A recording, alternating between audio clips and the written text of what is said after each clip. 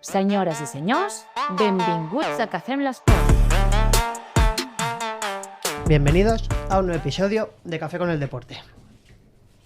Este nuevo formato se va a llamar ahora Entrevistar a los expertos. Y, como siempre he dicho, el podcast es mi máster. Entonces, ahora lo que voy a hacer, hoy voy a entrevistar a el formador de formadores, Ángel Cifo. Bienvenido, Ángel. Muchas gracias. Nada, la segunda vez aquí, así que espero seguir aportando a quienes nos escuchen. Pues la idea de este podcast es para todas aquellas personas, todos los jóvenes o todos los adultos que quieran, bueno, empezar un poquito en el mundo del entrenamiento. Y la primera pregunta obvia es, pues vamos a poner el caso, tengo 16, 18 años, quiero empezar en el mundo del entrenamiento y quiero dedicarme a esto, que eso también es importante. ¿Qué hago primero? ¿Cómo empiezo? Bien, buenísima pregunta. A ver, lo primero de todo, yo creo que, aunque hoy en día ya no es algo que se sienta tan así, ¿no? Creo que tener esa tendencia a dedicarse al mundo del entrenamiento es bastante positivo, ¿no? Es algo que estábamos hablando dentro del café, ¿no? Por cómo el mundo está creciendo hacia lo que es la salud, etcétera. Y hoy en día hay muchísimas opciones para ya no solo seguir el camino convencional de toda la vida, pues mira, yo termino mi bachiller o mi lo que sea y luego hago el módulo o luego me meto en la universidad o tal, sino que por suerte, y además matizo esto, por suerte, Sí. hay muchas empresas privadas que están dando el salto ya no solo a hacer formación privada como tal, sino también a vincularse a algún organismo que certifique de manera oficial los conocimientos que se están impartiendo, ¿no? Entonces tienes como esas 2 o 3 vías. Tienes la de hacer un módulo superior, medio o luego escalar al superior. Tienes el camino de toda la vida y es que termino mis estudios más básicos, bachiller, etcétera, me meto a la carrera y luego, pues si quieres, haces tu máster, haces tu doctorado, haces lo que quieras. Y luego tienes como la otra vía, que no es excluyente de las otras. De hecho, esto es algo que todo el mundo tiene y debe de saber, no es excluyente. Por el hecho de que, pues al final, ¿no? Yo llevo muchos años dentro de formación privada y yo siempre escucho muchísimo esta frase y es, joder, ¿y a mí por qué esto no me lo han explicado antes? ¿No? Si resulta que yo he seguido el camino, las vías que había que seguir. Entonces, digamos que esas son las tres fuentes fundamentales a la hora de iniciarse dentro de este mundillo. Y luego hay una cuarta que yo diría que es la más bonita, pero la más arriesgada, que es ser autodidacta 100%. Cosa que también voy a decir que no es excluyente de las otras. Tú puedes tener una base fundamentada a nivel oficial, certificaciones privadas, públicas, llámele como quiera, y ser un autodidacta de los pies a la cabeza. Es decir, yo tengo mis principios y mis bases que me han dado organismos oficiales, pero luego tengo las mías, ¿no? Las que o bien la experiencia, o bien la ciencia, pero mi ciencia, Sí. ¿no? La que yo he ido recopilando de sitios o tal, me ha dado esas bases para poder trabajar con quien o como yo quiera. Y la parte de entrenamiento, al final, ¿qué importancia tiene haber entrenado? ¿Es necesario? ¿No lo ves tan necesario? ¿Ya solamente con la ciencia, para decirlo así, es suficiente? Un poco. Pues mira, mi yo de hace probablemente 4 o 5 años te diría que no es necesario, Vale. o no es tan De necesario, acuerdo. mejor dicho.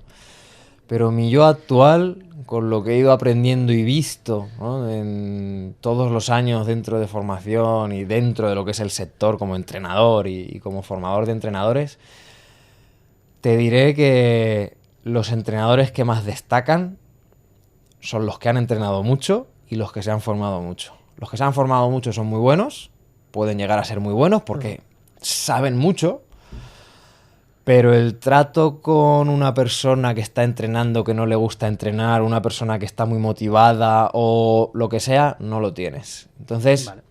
necesitas haber entrenado tú primero y haber visto, probado, sentido qué pasa, cómo pasa, por qué pasa, cuando tengo más, menos ganas, qué no puedo hacer, qué no debo hacer, versus las páginas de un libro, las páginas de un paper, el PDF, el curso que hayas hecho, lo que sea. O sea que sí, un buen entrenador, hay algo en común, y es que la mayoría han entrenado mucho ellos y han entrenado a mucha gente también. También aparte me imagino, bueno, tú vienes de haber estudiado ciencias del deporte, con el TAFAT, ¿tienes una buena base o no? ¿Es algo que de verdad sirve? ¿Es solo un punto de partida? Y luego también en comparación con el CAFIT, en este caso, ¿son buenos puntos de partida? ¿Ya te dan un bagaje? ¿O no los ves para nada? Son buenos puntos de partida Vale. ambos. El problema es que ninguno te da nada. De acuerdo. Nada obligatorio ni nada necesario realmente para el mundo real. Y esto es duro de decir, pero es así. Yo conozco gente extremadamente formada. A lo mejor tiene fisioterapia, tiene CAF, tiene 2 máster y es doctorado, y no le dejaría entrenar a mi madre. Y conozco a gente que no tiene nada oficial y que son entrenadores brutales. Entonces, por eso, por lo que digo que no te puedes sujetar a un papel, no te De puedes acuerdo. sujetar a yo he ido a tal universidad, no te puedes sujetar a tal. No, es que, por suerte o por desgracia, nuestro trabajo y cualquier trabajo que trate a personas con algo tan interno como es su cuerpo, sus sentimientos con su cuerpo, su capacidad física, requiere de mucho más que bases fisiológicas o haber cumplido unos créditos ECTS o haber cumplido 200 horas de formación reglada porque la Comisión Europea dice no sé qué. Entonces, todas son buenos puntos de partida, pero no hay mejor punto de partida que la parte innata, ¿no? La parte personal. Y ya no innata porque suena a que no, el entrenador se nace, ¿no? Pero hay cosas que son probablemente las más importantes y que no se aprenden en un aula magna de una universidad o de un módulo o de lo que sea. Vuelvo a ponerme como ejemplo. Tengo 16, 18 años, llevo practicando artes marciales toda la vida. Quiero empezar a entrenar a la gente y estoy viendo ahora que en el mundo o te especializas o no eres nadie, o tienes que saber un poco de todo, no eres nadie. Ujú. ¿Cuál es tu visión de esto? Vale, perfecto. En un caso como el tuyo, ¿no? El que me planteas, siempre hemos tenido la idea, en los últimos 30 años además, ¿no? O más, de el que es hiperespecialista va a ser el mejor. Y en parte es el mejor en esa especialidad, o Ajá. forma parte de los mejores en esa especialidad. Pero hay cosas que se te van a escapar. Más cosas se te van a escapar que las cosas que vas a poder solucionar. Yo siempre soy partidario de, además por mi propio sesgo personal, ¿no? Lo que yo he hecho y lo que, gracias a lo que hoy vivo, y es ser un extremo generalista. De acuerdo. ¿Por qué? Ser un extremo generalista dentro de lo que son las ciencias madres del movimiento, ¿no? O del entrenamiento, cosa además que pues, uno de mis cursos se llama así, Ciencias Madres del Entrenamiento, te aporta la capacidad de saber que un cuerpo es un cuerpo, se llame Pedro, se llame Ángel, se llame Juanita o se llame Pepita. Un cuerpo es un cuerpo y funciona de unas maneras. Da igual lo que tú te escapes, ¿no? De la media, tanto en el extremo de ser un élite como del otro extremo de ser un pseudo humano, ¿sí? ¿Vale? Entonces, los cuerpos funcionan igual, solo que cada uno tiene unas barreras o factores que son más limitantes o más potenciantes. A partir de ahí es lo que, si tú tienes esa base de generalista, vas a ser mucho más capaz de ser especialista. Hay un amigo mío, un compañero de Valencia, que se llama Héctor Moreno, que habla de zoom in, zoom out, ¿no? Entonces, vale. para hacer un zoom in, tú tienes que tener un gran zoom out. ¿Por qué? Porque es que si no, habrá tantos factores que se te escapen que no vas a ser capaz de saber de dónde vienen, y sobre todo una vez pase o ocurra el fallo, tus herramientas van a ser, no sé qué pasa. De la otra forma vas a tener mucha más capacidad reflexiva y capacidad de entender, ¿no? ¿Por qué le duele el codo si estoy haciendo los mejores ejercicios de codo y yo sé que la articulación del codo funciona de esta forma? Pues no lo sé. Es que yo tengo 2 máster en codo. No existe, ¿vale? Pero es la no, idea. no existe. Pero sin embargo, si tú sabes que el codo tiene que ver con la muñeca, tiene que ver con la fuerza de agarre, tiene que ver con el hombro, tiene que ver con la caja torácica, vas a tener muchísimas más posibilidades para abarcar ese hombro que si únicamente ves el zoom in hacia el codo, la articulación, la musculatura de esta región. ¡Buah! La has liado. ¿Y qué mínimo debe tener alguien para empezar a cobrar? ¿Cobrar? Sí. Pues tío, aquí no te sé decir, porque si yo me basara en lo que yo he hecho, mis mínimos eran que yo había entrenado mucho. Vale. Es un punto de partida. Es un punto de partida, pero no es lo... Ya, totalmente. No es lo que se debería. Pero si te dijera otra cosa, estaría yendo en contra de lo que yo he hecho. Entonces, intento ser honesto con mi vida y con lo que traslado a los demás. ¿Qué mínimos tiene que tener alguien para empezar a cobrar? Pues tener la honestidad consigo mismo de que va a seguir aprendiendo sobre aquello que está haciendo. Para mí eso creo que es la clave. No es lo que ya sabes hoy, sino lo que vas a saber mañana. Yo hago muchos clientes en su momento, cuando ya no empecé, sino cuando estaba ahí ya 3, 4 años dentro del sector, les decía... Mira, hoy no sé qué te pasa, pero mañana date por seguro que lo voy a saber. Y me pegaba una tarde y una noche, muy loca, estudiando, viendo de dónde podía venir esto, y al día siguiente le planteaba una hipótesis. Mira, yo creo que esto puede venir por aquí, creo que esto puede venir por aquí, y como creo esto y esto, vamos a hacerlo de esta forma. Vale. Eso al cliente le da una tranquilidad que flipas. Y a ti también. ¿Por qué? Porque sabes que vas a saber. No sabes lo que sabes hoy, sino que sabes lo que vas a saber. Y eso es brutal. Y si tuvieras que crear, para decirlo así, un Cafit2, ¿cuáles serían los requisitos de esos 4 o 5 primeros años para ir aprendiendo para poder ser un buen entrenador? Tengo 3 clarísimos. Por favor. El primero, y este va a sorprender, Ajá. es estudiar sobre los comportamientos y conductas humanas. ¿De acuerdo? Anatomía nivel 1, nivel 2, nivel 3, nivel todos. Y biomecánica. Y ya no biomecánica, ángulos, ejes, palancas, momentos, brazos de momento y lo que quieras, sino biomecánica funcional. Es decir, entender que tu cuerpo es un sistema de palancas vivo que se enrosca sobre sí mismo y no se mueve solo en un ángulo. Eso es clave.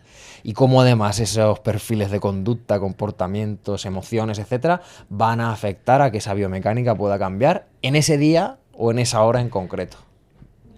Y un cuarto, pues probablemente economía básica. Vale, muy bien. Porque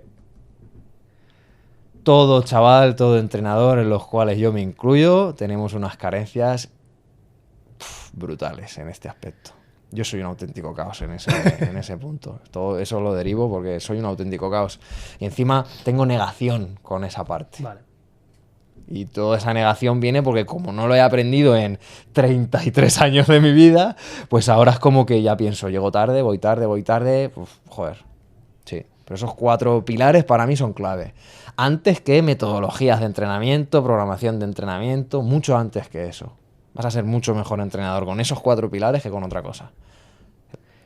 ¿Y a ti qué te hubiera gustado saber o entender antes de empezar en todo esto del entrenamiento y del mundo del deporte? Que entrenar no es rendimiento. Entendido rendimiento como lo que la gente o el imaginario colectivo tiene. Puede ser rendimiento siempre y cuando entiendas rendimiento como lo que no puedes hacer hoy lo vas a poder hacer mañana. Vale. Que es lo que yo defino hoy como rendimiento. Pero lo que a mí me hubiese encantado saber cuando empecé a entrenar a gente normal es que una visión de entrenador motivado con el rendimiento no es extrapolable a gente normal. No es extrapolable. Vale. Y eso genera mucha más frustración de la que nos pensamos. Y es por eso por lo que yo al ver esa frustración, esas cosas que yo no entendía con el público promedio y siempre les echaba la bronca a ellos, es que son vagos, es que la gente no se esfuerza, es que no sé qué, en realidad no es que la gente, que también, pero eso viene por algo, y es porque tú les estás exigiendo como si fueras tú. Y yo por aquel momento pues competía en powerlifting y tal. No, es que la gente, su mayor esfuerzo ya es entrar por la puerta del gimnasio. Y una vez entrado tienes que modularlo de tal forma para que eso les genere aquello de la adherencia que tanto hablamos, pero que nunca utilizamos o intentamos recurrir a ella. Y la adherencia forma parte de cómo les haces sentir. No de qué ejercicios saben, ni de que si son los mejores o los peores. No, no, no, no. No tiene nada que ver. Por eso yo soy tan partidario y tal defensor de los comportamientos y conductas dentro de lo que es la sala de pesas, tanto de la persona como del entrenador, obviamente. Porque el entrenador va a hacer que la persona esté a gusto. Ya no es las máquinas, no, eres tú. La gente va a entrenar contigo porque eres tú. Porque te han recomendado una persona que ha estado a gusto contigo y que además le has hecho cumplir sus objetivos. Por lo cual es una fórmula del éxito, vamos, brutal. Cambiamos de tercio. Hablemos un poquito. Ahora las redes sociales están presentes en nuestro día a día, en todo. Mucha gente aprende de ellas o desaprende, como se quiera llamar un poco. Para ti, ¿piensas que las redes sociales han ayudado al sector o lo están empeorando? Las dos cosas. Vale. Alguno dirá, joder, no se moja, pero es que No, está bien. es la gestión de las redes sociales lo que te va a ayudar una auténtica barbaridad o lo que te va a destruir como profesional. ¿Por qué la parte positiva? Hace poco, además, yo hablé en redes sociales sobre esto y es que el chaval o el profesional que hoy sea capaz de seleccionar el entrenador que habla de especialista en rodilla, el entrenador que habla de generalidades, el entrenador que le gusta más la parte de fisiología, el entrenador que le gusta más la parte de biomecánica. Si fuésemos medianamente ordenados y hiciéramos cosas en el largo plazo, diría, pues mira, este mes me voy a centrar en escuchar al generalista, al de la biomecánica y al de la fisiología. Y me genero una base de conocimiento. El mes que viene quiero profundizar más, porque es que además me han entrado rodillas, ¿no? Y voy a profundizar más con este que es especialista en rodilla y que me sube 2 posts a la semana sobre cosas que son de especialidad en rodilla. Si una persona tuviese el criterio y la capacidad de filtrar y ordenar lo que cualquier persona que divulgue en redes sociales, el conocimiento que divulga, no aquellos que hacen parodias y cosas, que también existen y bueno, están ahí, y lo estudiara, ese tío sería el mejor profesional del mundo. Yo a veces digo, macho, este post que acabo de escribir o de hacer, si esto... Digo, pues porque la mayoría del público que me va a leer igual no tiene el bagaje que yo pueda llegar a tener para llegar a este post. Pero quien tenga esa capacidad de filtrar o quien tenga esa capacidad de haberme seguido durante los 10 años que llevo divulgando y estar aquí, este tío es una bestia. Esa es la parte positiva. Ahora, lo que pasa siempre, la parte negativa, igual me lees a mí que hablo sobre entrenamiento de fuerza, salud, sistemas dinámicos, conductas, que igual ves al otro que te dice que lo único que hay que hacer para solucionar una molestia de rodillas son isométricos, porque esto es parte del don, porque esto no sé qué. Entonces yo te hablo de unas cosas que son... El otro te habla de otras cosas que son otra rama, te confunden. Entonces, el problema ya no es la red social, sino que el bombardeo indiscriminado de información de diferentes niveles, de diferentes ramas, de diferentes cosas, va a hacer que un potencial buen entrenador o un potencial entrenador normal pase a ser el amo o un mediocre. Y eso es simplemente gestión y organización de qué ves, cómo lo ves o a quién sigues. Ahora, aparte también hay un gran volumen de formaciones online. ¿Crees que tanta cantidad de formación online está haciendo que los entrenadores sean buenos o solo gente que consume contenido y ya está, y quiero más y más y más? Yo como individuo que está dentro de las formaciones online, tengo la mía propia, colaboro en otras, etcétera, intento estudiar y saber qué pasa con las formaciones online. El otro día leí una estadística que aproximadamente el 80% de las formaciones online que se compran no se terminan. Ni siquiera se llegan a realizar un 20% de la formación. Eso es un problema, porque hablando desde mi parte, ¿no? Ajá. Yo diseñé la mía de tal forma en la que además la vendía como el Netflix del entrenamiento, porque hablo de conductas, biomecánica, valoración, entrenamiento de fuerza, metodologías de fuerza, programación, artistas invitados, como yo le digo, hablo con un profesional X que me habla de no sé qué cosa que tiene que ver con parte del contenido. Claro, 200 y pico horas de formación. Si veo las estadísticas de quién ha terminado, se me caen, vamos. Entonces, es una pena, y yo hace un tiempo hablé también sobre esto, porque pasa algo, y es que todos alguna vez en nuestra vida, seamos del ámbito que seamos, sobre todo en psicología se habla mucho del contexto, ¿no? Que el contexto determina qué va a pasar. No es tanto tu idea o tal, sino tu contexto. Todo el mundo tiene la idea de adelgazar, pero su contexto no le acompaña a adelgazar. Todo el mundo tiene la idea de ponerse muy fuerte, pero su contexto es que nadie de su familia ha entrenado, entonces estás luchando contra algo. El contexto de un alumno que va a una sala con otros 20 alumnos que tienen la intención de aprender hace que ese alumno aprenda más que ese alumno que se sienta en el escritorio de su casa con el móvil aquí, con el perro aquí, con 1000 cosas que no te llevan a un contexto de aprendizaje. Entonces, eso te hace aprender menos y sobre todo rechazar o cortar la tendencia o la inercia que tú tenías para aprender. Y ya no solo eso, sino que el contexto de estar en una sala con 20 alumnos en las que tú le das una charla teórica sobre algo, mitad del día, mitad del siguiente, ¿no? Haces la parte práctica, hace que aquello que te han explicado le veas una relación casi instantánea con aquello que has hecho, que has replicado con tu cuerpo o que has visto con el cuerpo de tu compañero. Eso, la pantalla, por mucho que hagas parte teórica, bien, parte práctica, vídeo sobre la parte teórica, no lo ves, no lo haces, no lo sientes. No hay una pregunta de aquel, pues no lo había pensado. No hay contexto de aprendizaje. Entonces, la formación online a futuro creo que no va a ser tan potente como es hoy. Vale. De hecho, ya está empezando a haber una caída grande sobre la formación online. Se está empezando a implementar un modelo mixto. Pero igualmente yo creo que lo que te da la presencial no te lo va a dar nunca una pantalla, ni un audio, ni nada. Estoy seguro. ¿Y qué aporta realmente entonces la formación presencial? ¿Qué aporta realmente eso? Lo primero, relacionarte con otros entrenadores. Vale. Y además en este punto es muy importante lo que voy a decir. Cuando tú ya has terminado tu ciclo oficial de formación, o si no lo has llegado a terminar, pero estás con ganas, con libros, con manuales, con lo que sea, el que tú seas ese perfil de gente que quiere seguir formándose, te va a llevar a conocer a otro perfil de gente que quiere seguir formándose. Lo más normal es que esos entrenadores acaben siendo muy buenos. Yo siempre pongo el mismo ejemplo. El primer curso que yo hice fuera de lo que es universidad y tal fue el NSCA.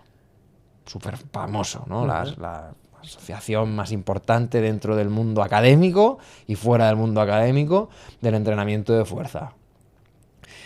Yo en ese curso, hace 12, 13 o 15 años, no me acuerdo, 15 no tanto porque no soy tan mayor, pero 12 seguro, conocí o coincidí con Mario Redondo, la actualidad el mayor especialista de entrenamiento y cáncer de España y a nivel, me atrevo a decir, casi internacional.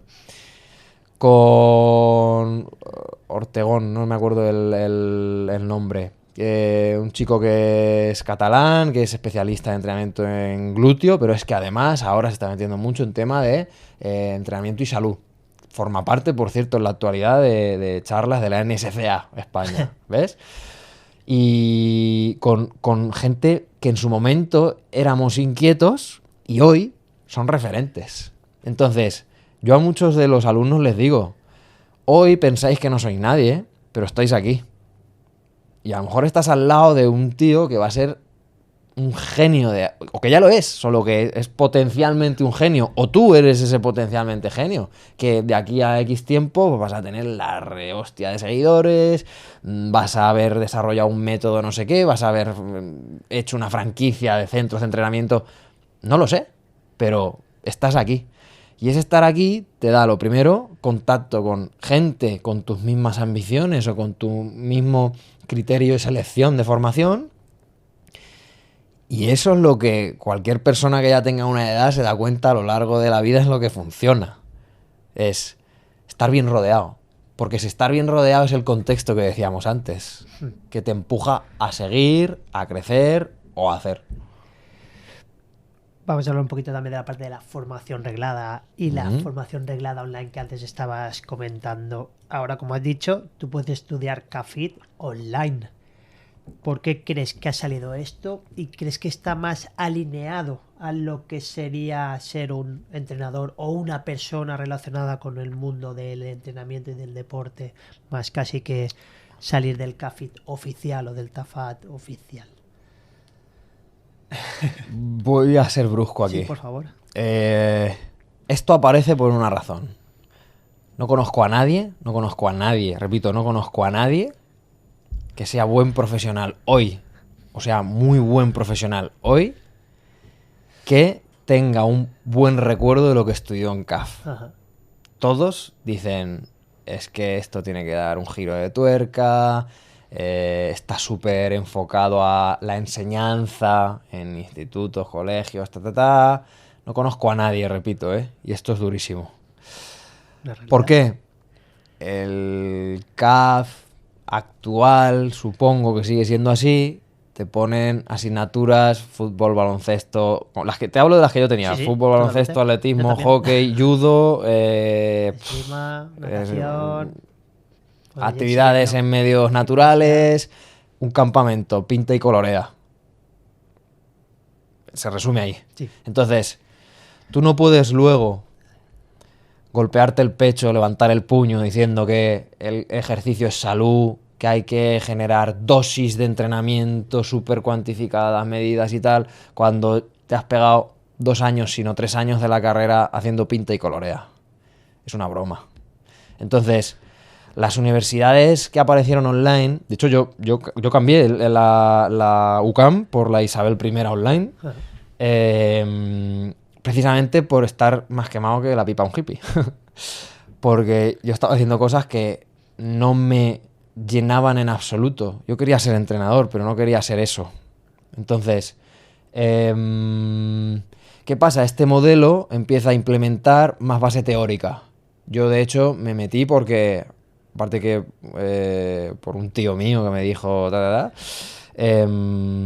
vi que la asignatura de fisiología estaba repartida en 3 años. Vi que la asignatura de anatomía estaba repartida en 3 años. Cosa que mi primera experiencia con la universidad, primer año, que tienes 18 años, que estás volado de la cabeza, anatomía 1, anatomía 2.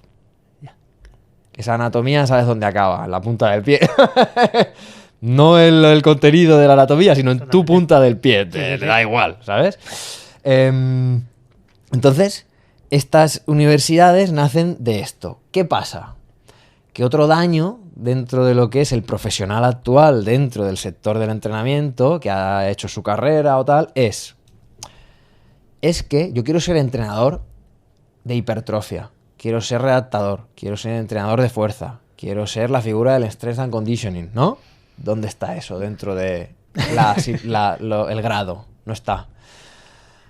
Algunos con muy buena visión han empezado, sobre todo, a ofertar la carrera, pero enfocada a el entrenador de hipertrofia. La Universidad Europea, por ejemplo, en Madrid, sé que oferta la carrera con más objetivo hacia la readaptación, ¿sí? Más objetivo hacia la parte de rendimiento, más... Eso empieza a existir, eso empieza a estar, pero tiene los factores limitantes de lo oficial. Que lo oficial siempre va muy lento, que lo oficial siempre va en escala de mejora mucho más lento que lo privado, Entonces, pasan este tipo de cosas. Hablamos un poco también la IA, la irrupción de la IA. Ujú. La IA puede hacer todo. Ya te entrena, ya te evalúa, ya te programa. ¿Cómo ves la herramienta de la IA? Conversación que tuve este fin de semana, además, con otro profesional de este mundillo, y además muy relacionado, de hecho está dentro del ámbito universitario, que se echaba las manos a la cabeza porque decía, tío, es que mis compañeros, no mis compañeros alumnos, mis compañeros Profesional. profes, Ajá. están obsesionados con la inteligencia artificial porque, y esto tiene una razón de ser, ten en cuenta que el ámbito de la investigación, el ámbito del profesorado más universitario, al final pues son o doctorados o no. Ser un doctorado implica ser un tipo con una capacidad de procesamiento de datos alucinante o de generación de datos alucinante. La IA lo que hace es procesamiento de datos, ¿sí? Y ya no generación, porque no la genera como tal, pero sí que te da ciertas ideas, ¿no? Entonces es normal que dentro de estos ámbitos ahora la IA empieza a irrumpir con con una fuerza brutal. Pero la IA, además, yo escucho a mucha gente que sabe mucho sobre IA, además sabe mucho sobre cruce de datos y tal. Es probable que nunca, es probable, que Ajá, nunca, sí, por favor. es probable, Está bien, que nunca llegue al punto en el que la creatividad del componente humano, de la mezcla de datos aparentemente inconexos, pero que en un 0,01% tienen algo de relación, o que ante una captación de la emoción de la persona que tienes delante, tú utilices según qué cosas. Eso es probable que nunca llegue, y es lo que a mí me genera tranquilidad. Porque, si no, el entrenamiento va a pasar a ser algo que yo he criticado mucho, que es números en series, números en repeticiones, números en RIR o en RPE. Números en RM, números en metros por segundo o velocidad, para usted de contar. Eso no es entrenar. Eso es ser un programador informático. Y tu cuerpo, si algo nos hemos roto el pecho mucha gente a lo largo de los años, incluso los propios profesionales y profesores, tu cuerpo no es una máquina. Tu cuerpo es un sistema vivo que interpreta información y ante esa interpretación reacciona de X forma.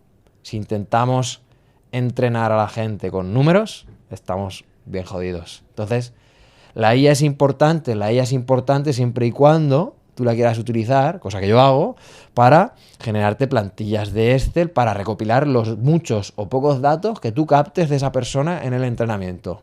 Y que te haga pues lo que todos queremos, ¿no? En un Excel, tus gráficas bonitas, tu no sé qué, tus porcentajes en estas intensidades o en estos parámetros, en estas expresiones de fuerza, llámale X, pero que te lo haga todo en base a los datos que tú has hecho en una entrevista. Considero que eso, desde mi parte emocional, no tiene que llegar. No tiene que llegar. Que llegue, probablemente llegará, pero que sea tan fino como una persona entrenando a otra persona, escuchándola y eso creo que no se va a llegar ahí. Y para ti, ¿cuál es tu opinión sobre el intrusismo en el mundo del deporte y del entrenamiento? ¿Y qué es el intrusismo en nuestro mundo? Porque a veces está un poco difuminado. Correcto. Mira, antes sin quererlo te he respondido a esta pregunta. Sí. Porque... Has dicho 4 vías, ¿no? Sí, y aparte, conozco a mejores profesionales que no tienen nada que a profesionales que tienen mucho. De hecho, conozco más personas con títulos oficiales que no se han acabado dedicando al entrenamiento que personas que les ha encantado el entrenamiento desde siempre, que tienen 40 o 50 o 60 años, que siguen entrenando gente.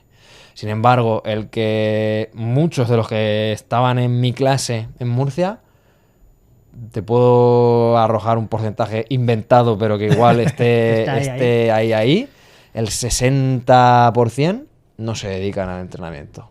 Se han opositado, han hecho otra rama y ahora están en farmacia, ahora están... El 60%, ojo, mucha gente. Sí. Hablamos un poco, es más específico del entrenamiento. Para ti, ¿cuáles serían como los principios fundamentales del entrenamiento? Voy a cañonazo, es que luego lo voy a utilizar. Vale. Pero aquí te planteo yo otra pregunta. Sí, Los por principios favor. fundamentales, ¿para qué? Para empezar a entrenar a alguien. Para empezar a entrenar Sí. a alguien. Pues es casi la misma respuesta que antes, Vale. solo que quitamos la parte económica. Es Vale. Anatomía. los comportamientos de la persona, la anatomía y cómo la anatomía se comporta ante el movimiento, la Vamos con biomecánica. eso. Vamos a empezar con eso. ¿Qué importancia le das a la parte de los soft skills, de la comunicación, de la psicología y cómo podemos un poquito formarnos en ello? Porque mucha gente al final venimos ya, nos viene un día una persona que quiere hablar, no quiere entrenar. ¿Qué hacemos? ¿Qué no hacemos? Perfecto. ¿Por dónde vamos? Mira, además aquí podemos hacer una comparativa con algo que dentro del entrenamiento se ve muchísimo y se tiene muy asentado. Y es, todo el que haya leído sobre entrenamiento basado en velocidad sabe, ¿no? Que a partir de X porcentaje de pérdida de velocidad tú cortas, ¿no? Vale. Eso es extrapolable al comportamiento. ¿De acuerdo? Una persona que entra por la puerta y tú le dices de hacer no sé qué y te lo ¿no? Se lo dices otra vez y sí, te lo hace, pero esa persona está por debajo de un 25% de pérdida de velocidad. Haciendo una comparativa que no existe. De acuerdo. Está en un 25% de su capacidad de ese día. Por lo cual, tienes que modificar absolutamente todo. Si lo tenemos claro dentro de la utilización de un dispositivo con un porcentaje como metros por segundo, ¿por qué no lo tenemos claro con el comportamiento de la persona? ¿Qué es lo que condiciona lo otro? Yo lo tengo clarísimo. Ahora, ¿cómo desarrollamos, cómo nos formamos, cómo mejoramos, ¿no? En esas habilidades blandas? Te puedo decir que viendo a mucha gente, pero igualmente no lo vas a conseguir si no le prestas atención.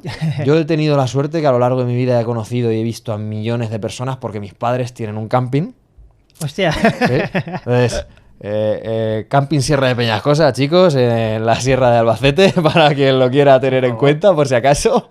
Ya sé que de Ibiza a Peñascosa hay un cambio, pero bueno.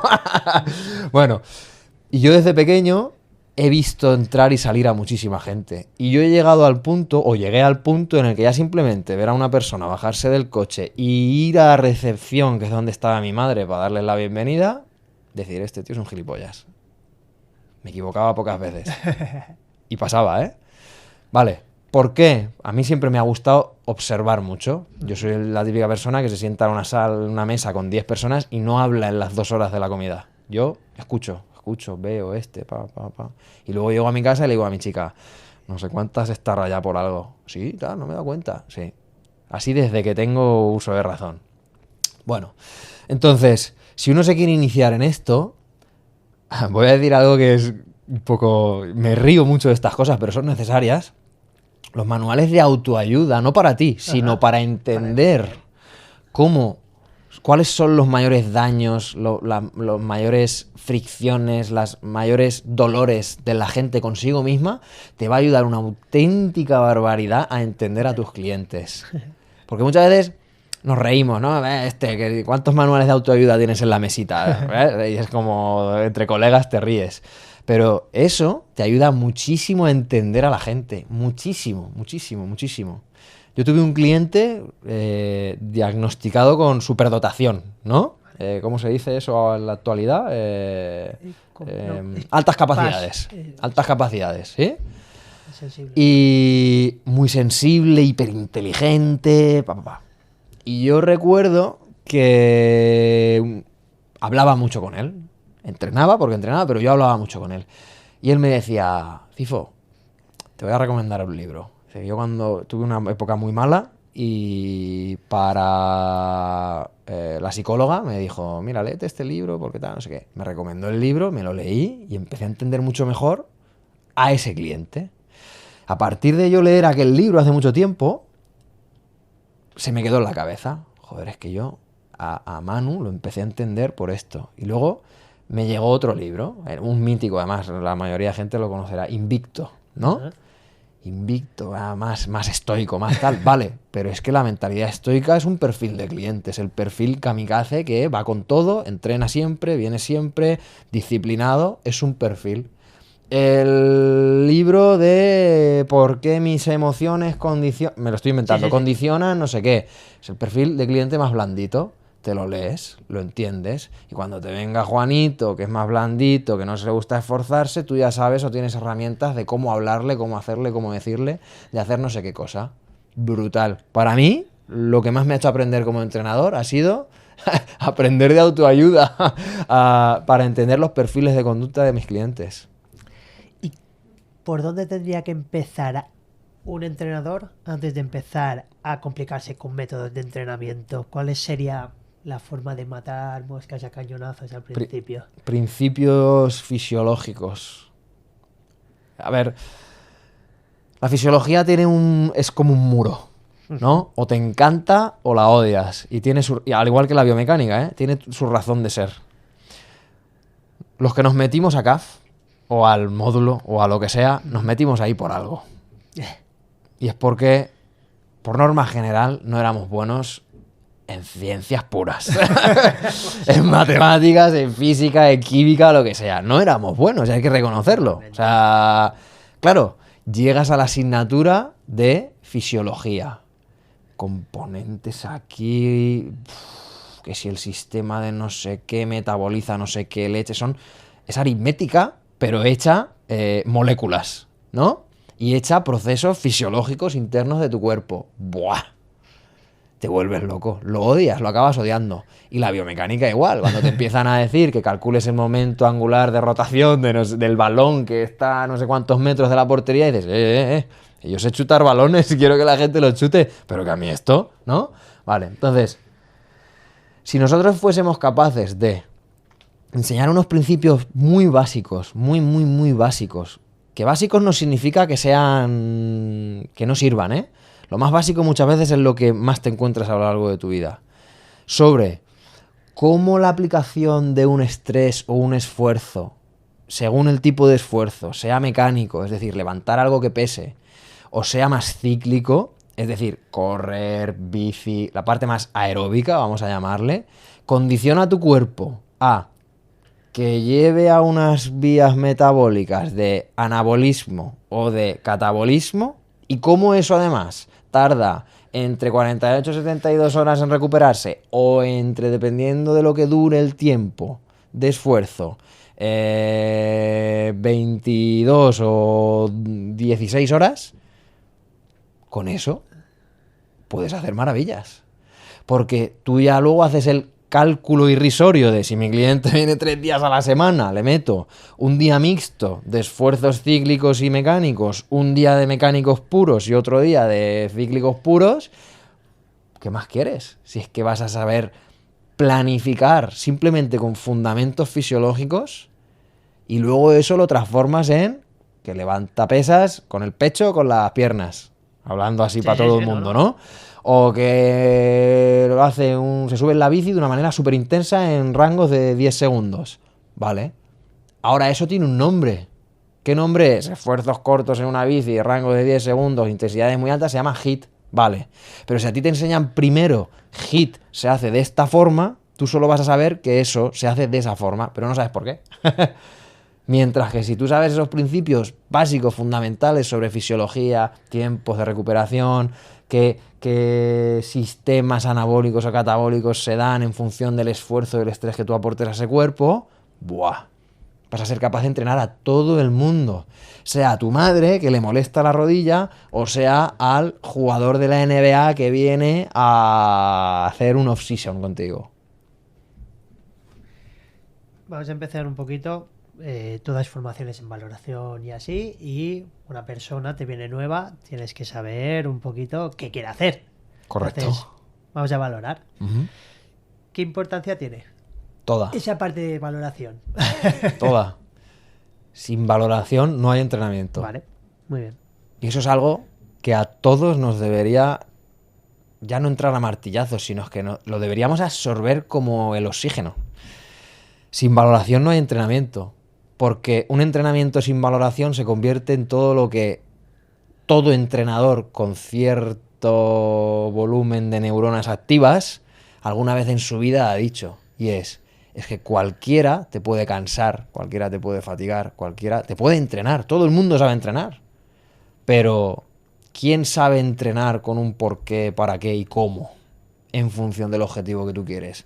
En función del objetivo que tú quieres, lo pones o lo sabes con la valoración que has hecho antes. Y la valoración puede ser cuantitativa, dispositivos, plataformas de fuerza, encoders, pliegues, fuerza de agarre, test de 1RM, 3RM, test aeróbicos de volumen de oxígeno, me da igual. O cualitativa, cómo te mueves. Algo que a lo largo de la historia del entrenamiento no se le ha prestado casi atención es cómo se mueve la gente. Porque una persona que se mueve, vamos a decir mal entre comillas, yo no pienso que nadie se mueva mal, se mueven porque solucionan lo que tienen que hacer, como pueden, pero una persona que se mueve mal entre comillas te puede dar unos números cuantitativos muy positivos, pero ¿cómo lo está haciendo? ¿Qué posible riesgo puede conllevar eso prolongado en el tiempo, haciéndolo 3 veces a la semana con una intensidad elevada y con un volumen alto de repeticiones? Probablemente mucho. Entonces, sin valorar, ya sea cuali o cuantitativamente, no puedes o no debes diseñar un entrenamiento, porque entonces estás escupiendo al aire. Bueno, me caerá en función del viento. Es que el viento, el saber hacia dónde va el viento es tu valoración. Para ponerte aquí y el escupitajo se vaya para allá, o para quedarte y que te caiga en la cara. Entonces, si la respuesta tuviese que ser binaria de cuánto de importante es mucho o poco, muchísimo, no mucho, muchísimo, todo. Seguimos a cañonazos. Uh-huh. Yo soy nuevo, no tengo mucha idea. Voy a hacer un curso de valoración, me dan 4 cosas. ¿Qué sería el primero que valoraría cuando entra alguien? Estamos hablando en general. Uh-huh. A cañonazos. De movimiento, dices. Vale. Me has dicho cualitativa y cuantitativa. Tú, vale. por ejemplo, eres nuevo, ya con tu conocimiento, y vas a formar a Vale, alguien. lo más básico. Venga. Vale, lo más básico. Te pongo 3 puntos. Un punto que sea de movimiento y 2 puntos que sean cuantitativos, pero que valore ciertos aspectos del movimiento. ¿Sí? El primero, tienes la opción de a nivel postural. De acuerdo. Ves a una persona. La postura no es algo estético. La postura es la representación de cómo ese cuerpo está gestionando unas fuerzas. Las suyas propias, que es capaz de generar, y las externas, la fuerza madre, la gravedad. Sin más. ¿No? Vale. Segundo punto. Algo que refleje fuerza. Ahí el abanico es enorme. Una persona que no entrena en su vida, ¿le vas a hacer un test de RM de sentadilla? Probablemente no. De hecho, no lo hagáis. Por favor, no. Bueno, ¿qué puedes valorar en fuerza a una persona promedio que a lo mejor tiene 65 años? Vamos a ponerle fuerza de agarre. Fuerza de agarre es un medidor bastante interesante a la hora de ver sobre qué nivel partimos. Y además es un medidor que se puede replicar cada día que venga a entrenar, porque esa fuerza de agarre es lo mismo que valorar ese RM, dependiendo de si el primer día me hizo 65 kilos, que sería muchísimo, hostia. ¿vale? Sería bastante. Y al segundo día viene y te hace 45, esa persona está en un nivel muy bajo para entrenar hoy. Por lo cual es una medición muy interesante para saber en qué punto estás hoy. Si te puedo apretar o si te puedo apretar menos. Y además si se correlaciona esos 45 con que ha venido, joder, blanco y en botella de leche. Vale. Y un tercero, capacidad cardiometabólica. Yo lo mido de la manera más sencilla, es con generación de vatios en una airbike. Sí. 3 puntos, te están midiendo los 3 sistemas básicos de una persona. El de movimiento más fundamental, postura, fuerza y capacidad cardiometabólica. Con eso, vamos, tienes un sistema de medición de valoración que ya quisieran muchos. Y fíjate, que tardas 15 minutos en hacerlo. ¿Y qué se debería estudiar para poder valorar bien? ¿Eso? ¿O en general? En general. Lo mismo de antes. Ya está, no Sí. lo digas. Ya está. Vamos a hablar un poquito, ahora más específicamente. El grosso de gente que se va a entrenar van a ser o personas mayores o con patologías o personas no iniciadas en el mundo del entrenamiento así que quieren empezar. Vale, vamos a empezar un poquito. La valoración, ya la tenemos. Tenemos ya una valoración postural, la parte de fuerza y la parte de aeróbico. ¿Y ahora qué hago? ¿Y ahora qué hago? Buenísimo. Vale. Tengo que matizar, ¿eh? Hablando general, ¿eh? Hablando general. Estamos hablando de cualquier tipo de población. Mayores, de adultos, Vale. de... Tengo que ancianos. matizar que si únicamente hacemos esos test, esos 3 test que hemos dicho, Ajá. Falta cosa. estamos un poco cortos. Vale. Tenemos buenos datos, pero estamos un poco cortos. ¿Por qué? Porque el siguiente punto después de valorar a una persona es la selección de ejercicios. ¿Qué ejercicios seleccionas tú con una postura? ¿Qué ejercicios seleccionas tú con una fuerza de agarre? ¿Qué ejercicios seleccionas tú con subir a una persona a una airbag y generando vatios? Puedes seleccionar los estímulos, pero no la selección de ejercicios. Por lo que, ¿cómo continúo?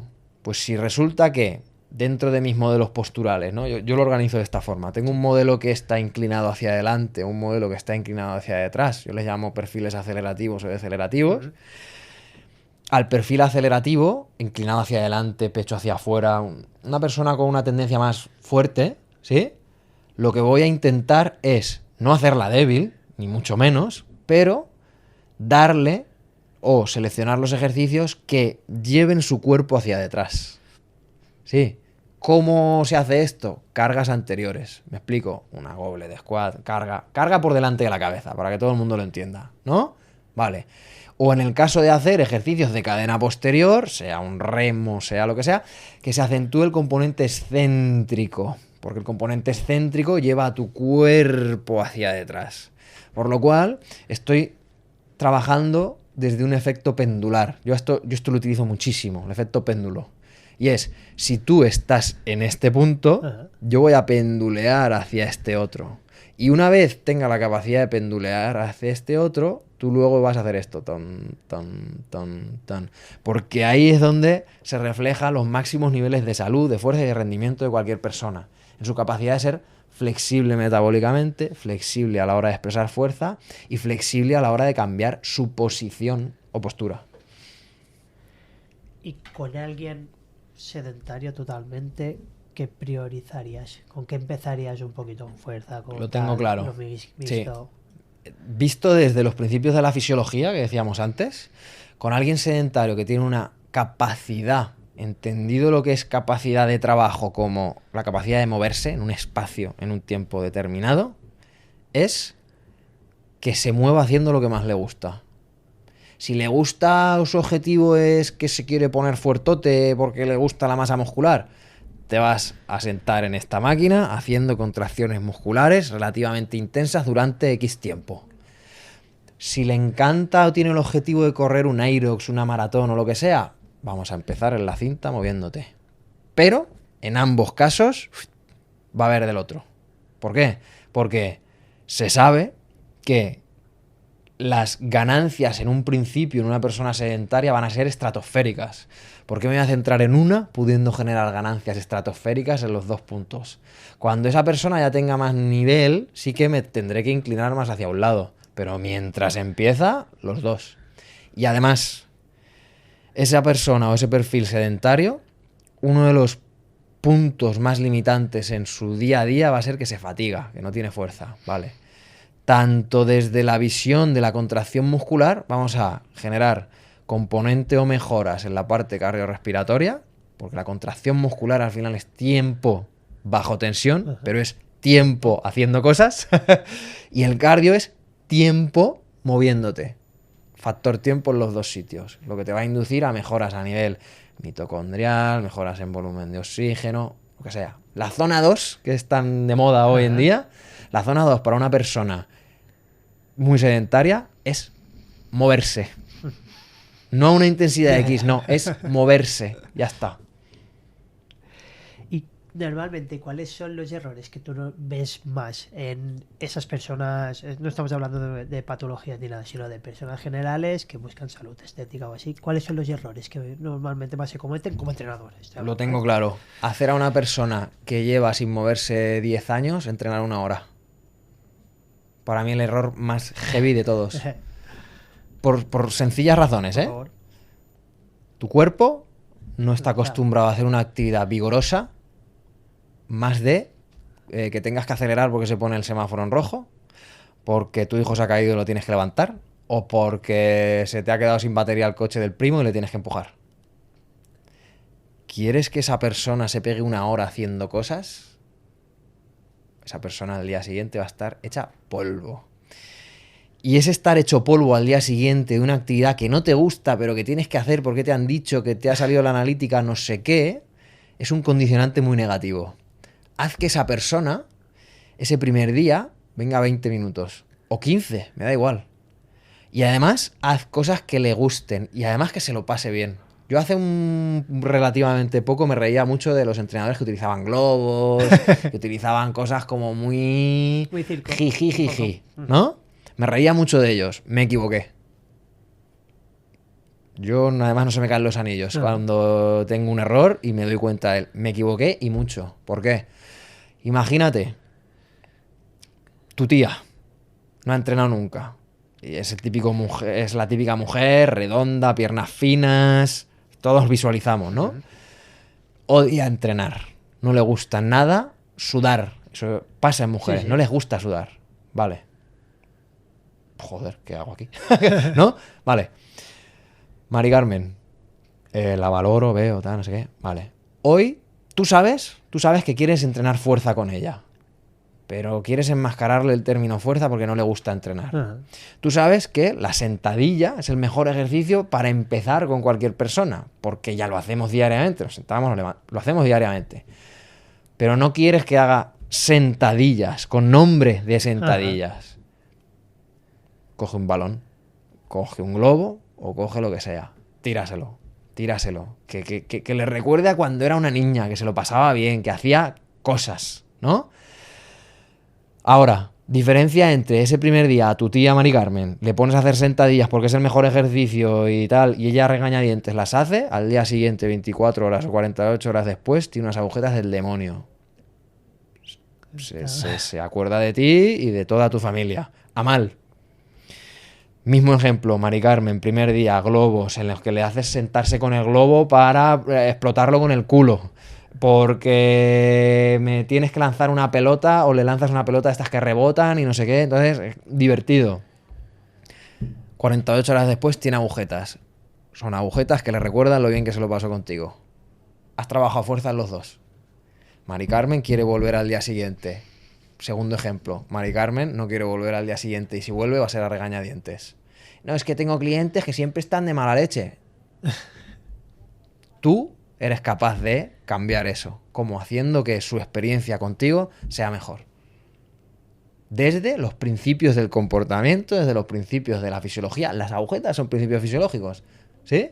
Y desde los principios de la biomecánica más básica. La sentadilla es un ejercicio cojonudo para generar tensión en miembro inferior y además que en gente que tiene con objetivos de salud va a ser clave para su día a día.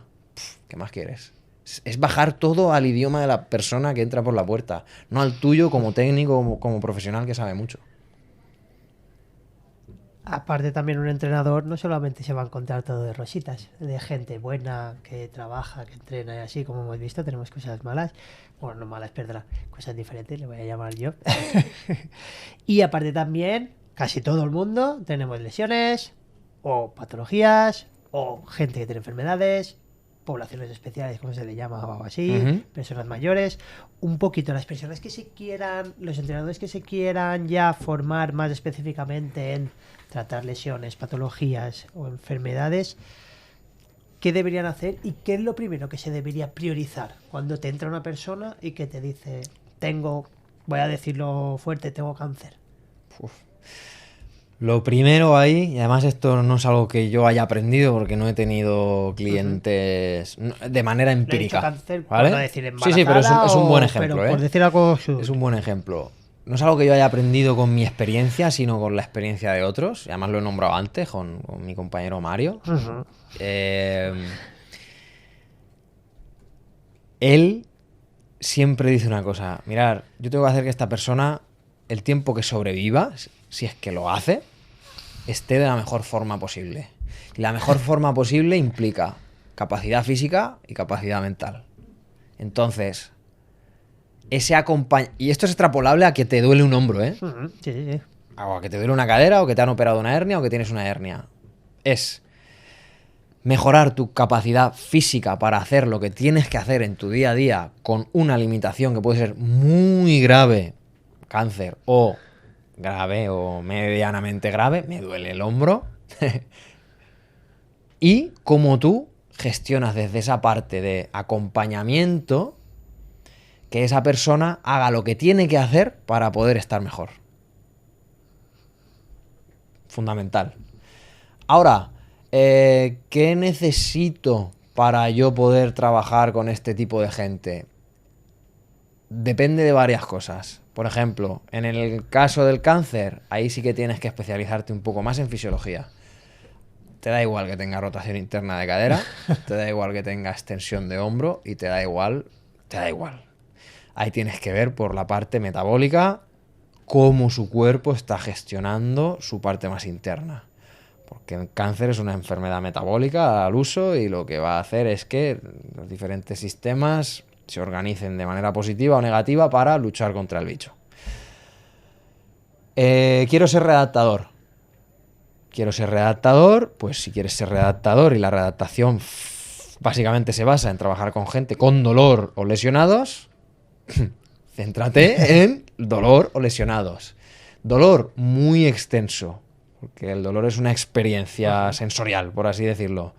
Lesión, menos extensa, pero redunda en lo que decíamos antes, anatomía y biomecánica. Y no anatomía y biomecánica normal, anatomía y biomecánica de la lesión, patomecánica que se le llama, ¿sí? Cómo un tendón se inflama y en función de si se inflama se llama de una manera o de otra. Cómo las diferentes roturas a nivel ósea van a condicionar que puedas hacer ciertos ejercicios de tensión-relajación o no puedas hacer nada. Cómo la rotura de un músculo te va a condicionar si es una rotura mínima, poder seguir haciendo movimientos o centrarte en parte concéntrica del movimiento y eliminar la excéntrica que sea simplemente pasiva, o poder seguir haciendo la parte excéntrica de manera consciente para que eso pueda adherirse mejor. Son principios al final. No hay mejor. Al menos yo no tengo una respuesta mejor para dar al que se quiere iniciar o al que se quiere meter en este mundo que aprender lo máximo posible sobre principios fundamentales. Y luego a partir de ahí estrechar el embudo. Porque va a ser mucho más sencillo estrecharlo una vez tienes mucha base de conocimiento que al revés. Porque te van a empezar a rebotar cosas y vas a decir, uy, pues entonces esto que aprendí no era del todo así. O lo entendiste mal, porque no tenías contexto sobre la aplicación de esa metodología. ¿Y dónde empieza y acaba la parte del entrenador y dónde la del médico o la del fisioterapeuta, la del personal sanitario? Porque perfecto. A veces creo que se juega peligrosamente. Se juega muy peligrosamente. Por el otro. Sí. Y se juega peligrosamente y con razón. Voy a hablarlo desde la parte evidenciada y desde la parte más practicada, ¿no? De la realidad. Se juega peligrosamente y con razón por el hecho de que, dependiendo en la rama en la que tú estés, ya no es la rama, son los profesionales. No voy a echar culpa a la medicina, ni a la fisioterapia, ni al entrenamiento. Son los profesionales. Dependiendo del profesional con el que des, te puedes encontrar con que una persona que tenga una molestia, concepto, molestia, no lesión, molestia, la rodilla, se la inmovilizan y le dicen estate una semana con la pata a palo y se te pasará. Vale. Ante eso, yo muchas veces, y no digo que se tenga que hacer, pero lo he hecho, he dicho, quítate esa mierda de la rodilla y vamos a entrenar. ¿Sí? O con un esguince, o con lo que sea. Yo, con mi bagaje, con mi ¿cómo se dice? Tu experiencia, tu bagaje, con mi experiencia y sobre todo con mi responsabilidad con el acto de decirle quítate esto, ¿vale? Responsabilidad era la palabra. Totalmente, Vale. Pero luego, a nivel de escrito, sí que lesión aguda en proceso de cura biológica, personal sanitario. Personal sanitario es desde médico hasta fisio. Ujú. Médico traumatólogo, fisio, rehabilitación. Término rehabilitación. Cuando la cura biológica está completa, la persona ya tiene cierta capacidad de movimiento con molestia o sin molestia, pero normalmente con molestia. Ujú. Readaptación. La readaptación es una interfase entre fisio, entrenador, readaptador. ¿Quién es quién? Ah, quién sabe. Hoy se están pegando muchas leches con que solo fisios hacen readaptación, con que los entrenadores son los que mueven a la gente bajo carga y la readaptación al final sigue los principios del entrenamiento, por lo cual, ¿quién es quién? Para mí es quien sabe. ¿Sí? A partir de ahí, ¿cuándo termina la readaptación? La readaptación termina cuando estás en un punto igual, pero sobre todo superior al que te rompió. En personas normales eso es facilísimo.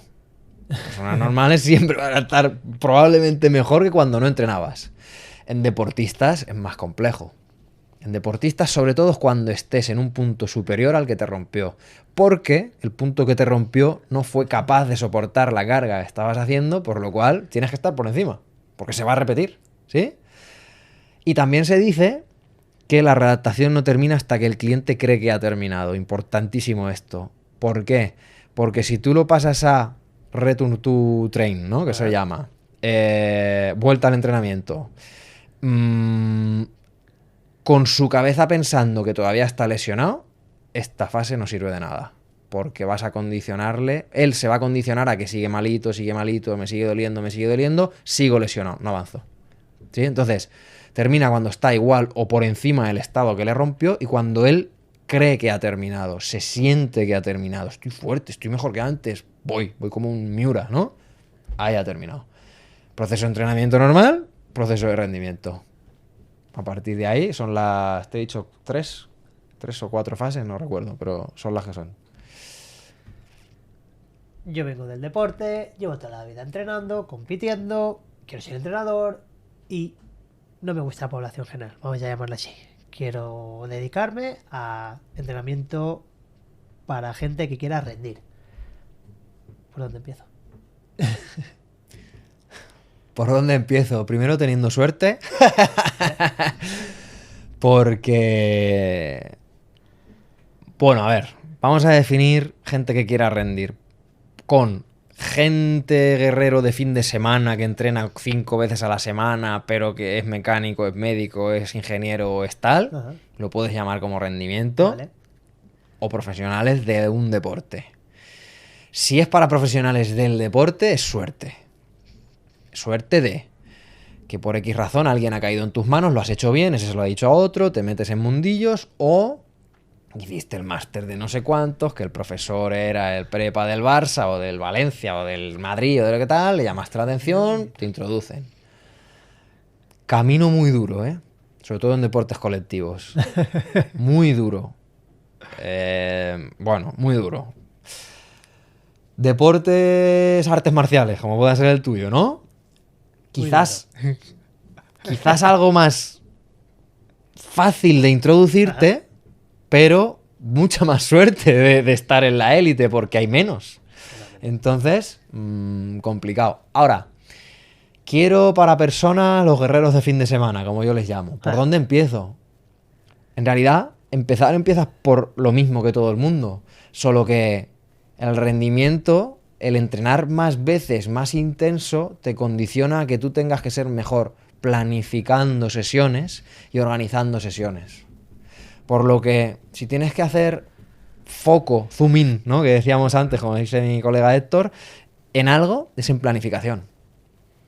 qué día de la semana meto qué cosa, porque esto va a condicionar que se recupere al día siguiente, porque esto va a condicionar no sé qué cosa para que al otro genere un pico, porque resulta que el domingo me va al campeonato o a la carrera popular o a lo que sea. Esa es la parte que más esfuerzo te diría que tienes que invertir. Vamos a intentar estructurarlo un poquito. Ujú.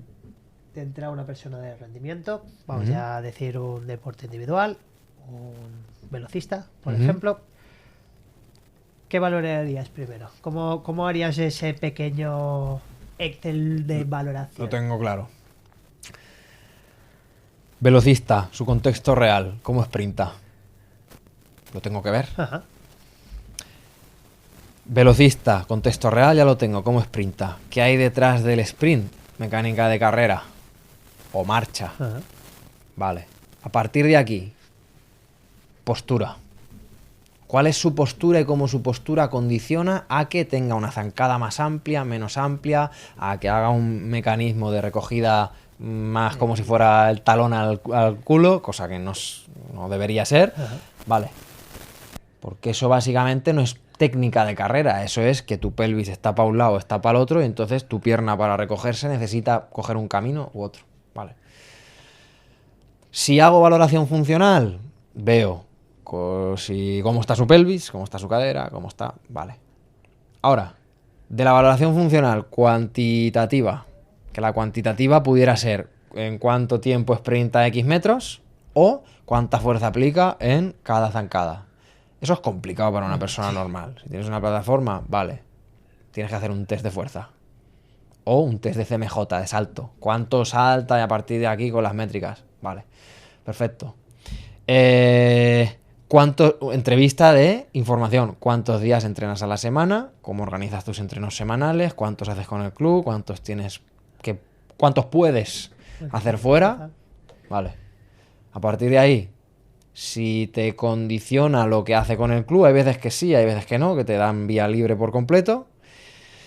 Esto es inamovible porque no está en tu control, por lo cual tú tienes que gestionar tus entrenos basándote en los 3 del club. Pues este día hace tiradas cortas muy intensas, este día hace cíclicos largos y este día hace saltos. Vale. Pues yo ya sé que en tirada larga, en mi entreno de fuerza, tendré que hacer algo que no, en tirada corta muy intensa, en mi entreno de fuerza, no voy a hacer un entreno de fuerza súper intenso. Tendré que hacer un entreno de fuerza, rangos amplios de movimiento, ciclos, estiramientos, acortamientos amplios, tiempo bajo tensión prolongado, porque así hago efecto péndulo dentro de ese día. Tengo el péndulo de la intensidad-velocidad muy heavy y el péndulo de la velocidad más lenta, los rangos articulares más amplios, etcétera. Y así con esos. A partir de ahí es ¿cuándo compite? ¿En un mes, en 2 meses, en 3 meses? ¿O cuántas competiciones se ha organizado a lo largo del año? 3. Pues ahí es donde me voy a los procesos o a los programas de planificación base, digamos, de rendimiento. Categorías generales o fuerza general, categorías específicas, llegar a un punto en el que las 2 o 3 semanas de antes de lo que es la competición, pues a lo mejor solo haga 1 o 2 sesiones de fuerza y que todo ya sea pista. O que si hace un tapering, que se llama, pues simplemente haga 2 días de pista porque no lo queremos saturar y que cuando llegue a la competición vaya fresco, y hago 3 días de entrenamiento de fuerza, pero en microdosis, que se le llama. Ajá. Muy cortitos, que genere el estímulo muy arriba, pero que se pueda recuperar de una manera muy fácil. Ahí lo tienes. ¿Cuáles son los errores que normalmente ves más en las preparaciones físicas? Sobre el rendimiento, que estamos hablando.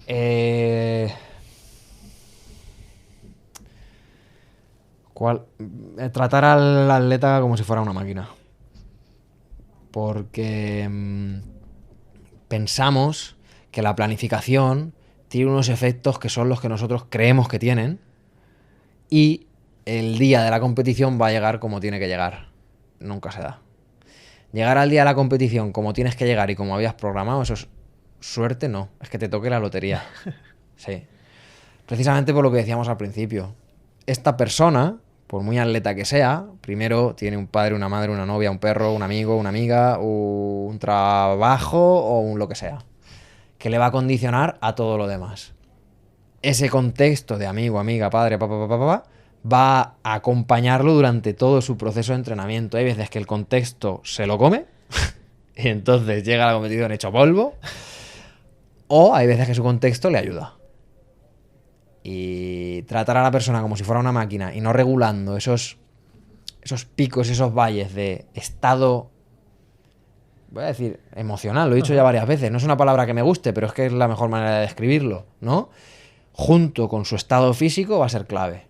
Y a partir de ahí, igual, si tenías programado que las 2 últimas semanas antes de competición ibas a hacer 4 entrenamientos con esta intensidad, con este volumen, con esta frecuencia, con este tal, igual de esos 4 terminas haciendo 2. ¿Por qué? Porque has adecuado el estado de la persona a su entrenamiento. Y no esa persona con su estado se ha tenido que adecuar al entrenamiento. ¿Me explico? Es una visión muy ruda del entrenamiento que viene al final de las metodologías clásicas, pero que en la actualidad deberíamos de tener mucho más en cuenta y que aún se tiene poco en cuenta. No digo que no se tenga, pero se tiene poco en cuenta. Y factores como, por ejemplo, la movilidad, los rangos de movimiento, el trabajo preventivo que se dice o así, ¿dónde entrarían? Porque muchas veces casi todo se centra en fuerza y acondicionamiento. Fuerza y acondicionamiento. Pero esa parte... Entran siempre. Vale. Para mí entran siempre por el hecho de que la movilidad y la capacidad de estirar un músculo, acortarlo en un amplio rango, va a condicionar tu capacidad de poder generar fuerza. Entonces, todos nos imaginamos al típico atleta que está apretado, ¿no? Que está fibrado, que está apretado, que es muy rápido, que salta mucho, que va... Ya, y está muy bien. Pero es porque eso es una adaptación específica del cuerpo de ese atleta a lo que tiene que hacer. Pero lo que tiene que hacer, la gran mayoría de veces, cambia. Pero no por lo que tiene que hacer, sino porque si es un futbolista, porque el balón viene de una manera o de otra. Porque el defensor viene o porque él le vienen 3 en vez de 1. Si es un luchador, porque le han ¿cómo se dice? Cuando os cogéis así y os hacéis eso. Cuando hace una luxación o lo que sea, que está por encima de su movilidad real. Entonces, si esa persona tiene una mayor tolerancia al estiramiento de esa articulación, va a aguantar mejor esa luxación, ¿no? Si esa persona tiene mayor capacidad de mover el tobillo, ¿sí?, va a hacer que su cuerpo entienda que el tobillo se puede mover mejor y en vez de cuando apoya así o apoya así, ya no le va a generar una tensión excesiva. Reconoce el rango, por lo cual es capaz de adaptarse a él. Entonces eso va a condicionar positivamente a que empuje mejor el suelo. Y empujar mejor el suelo se traduce en correr más. Y si corro más, pues probablemente me pueda ir del defensor o lo que sea, ¿sí? Entonces, la movilidad yo siempre la prescribo en píldoras. Vale.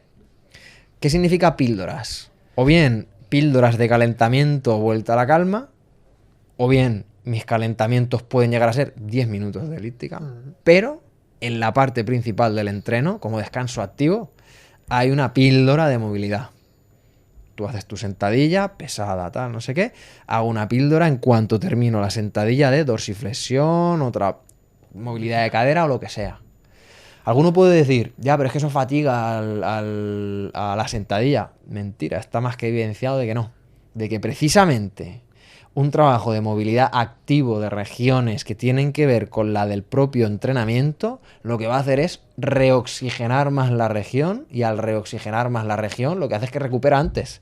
Y en vez de pegarte 3 minutos de descanso porque quieres trabajar la fuerza máxima, te pegas 2. Pegarte 2 lo que hace es que en vez de estar 1 hora y media entrenando, te pegas 1 hora. Esa hora va a ser más tolerable a la hora de recuperarte entre sesiones que la de 1 hora y media. Entonces, tiempo, lo que decíamos antes, ¿no? Que al final es tiempo, pues te va a ayudar positivamente a recuperarte, a ganar rango de movimiento y que seas más adaptativo a la hora de progresar dentro de lo que es el propio entrenamiento per se. Y antes lo has dicho, si tienes suerte, caes en un equipo de fútbol o en un equipo con medios, con tal, pero yo, por ejemplo, pues no he tenido suerte y he hecho deportes de combate. Y normalmente la preparación física la tengo que hacer con un grupo de gente. ¿Cómo puedo adaptarme un poco o cómo puedo matar las moscas a cañonazos para poder intentar darle los estímulos para que al menos la gente tenga algo y cómo organizarme? Porque tengo un espacio reducido o un material X o no sé qué y tengo que darle esos estímulos. Relativamente sencillo. Cuando entrenamos con grupos, Ajá. tenemos que tener dos cosas muy claras. El grupo avanza como grupo de manera vertical, es decir, características básicas de lo que sería el rendimiento para ese deporte de ese grupo, en este caso, ¿no? Vale. Y de manera horizontal crecen las personas. ¿Me explico? Sí. El grupo, venga, fuerza máxima, potencia, velocidad, reactividad, Pepito no tiene rodilla. No es que no tenga rodilla, es que no extiende la rodilla. Juanito está doblado hacia adelante y eso le limita en cuanto a hacer no sé qué cosa. Vale. Sesión grupal. Tengo 3 a la semana, me lo invento.